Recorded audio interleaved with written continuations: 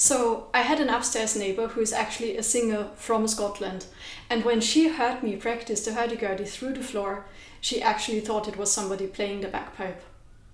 Hi, I'm Sarah, I'm a gurdyist, and today I'll tell you why I think that you think that my instrument sounds Irish. So once when I was playing the hurdy-gurdy, a guy came up to me and he said, I know this instrument. Ireland is my true home and this instrument is Irish. And he was not the only one. A lot of people, when they hear me playing the hurdy-gurdy, they associate it somehow with Ireland or Scotland. Spoiler, Ireland is actually one of the places without a native hurdy-gurdy tradition, and there are good reasons for it. I'll explain it later in the video.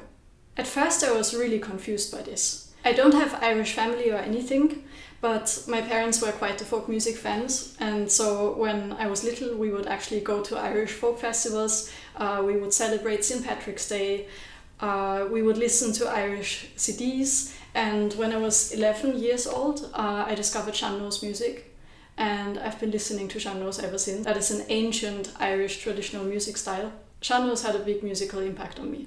So I kind of know what Irish music sounds like. Therefore, the French and historical stuff that I usually play is actually completely different to my ears. I also currently do not play any Irish music on the hurdy-gurdy.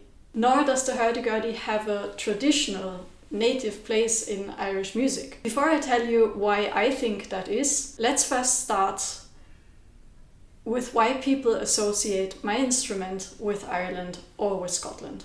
It's the drone.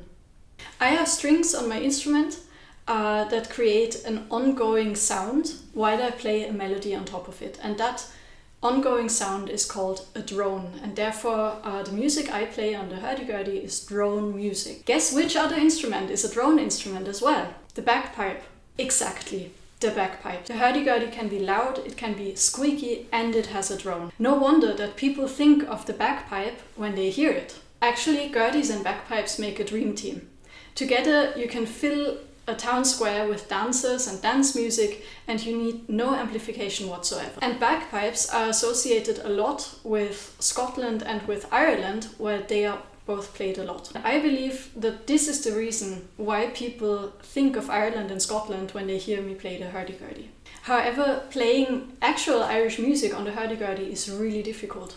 If you leave aside the slow airs and the songs, then you have a lot of very fast melodies with big jumps between octaves, and for a flute player or for a whistle player or for a fiddler, those are all really small movements. Whereas for me as a gurdyist, an octave jump means like a massive arm movement. Where a fiddle player simply has to move the fingers, I have to move the entire arm.